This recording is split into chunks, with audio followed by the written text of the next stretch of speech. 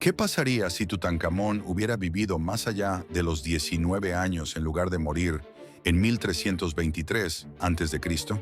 Este joven faraón murió por una herida en la cabeza, pero si hubiera sobrevivido, habría cambiado la historia para siempre. Primero, habría tenido tiempo de revertir completamente la revolución religiosa de su padre Akenatón. Esto habría creado un Egipto más unificado y poderoso que nunca. Sin crisis de sucesión, Egipto no se habría debilitado, manteniendo el control sobre las minas de oro de Nubia y las rutas comerciales. Las guerras entre hititas y egipcios habrían terminado de manera muy diferente, con un faraón maduro liderando las campañas. Un Egipto más fuerte podría haber resistido la invasión de los pueblos del mar que destruyó las civilizaciones de la Edad del Bronce. Esto habría evitado el colapso completo de la Edad del Bronce. La muerte temprana de Tutankamón contribuyó al declive de Egipto y alteró fundamentalmente la civilización mediterránea.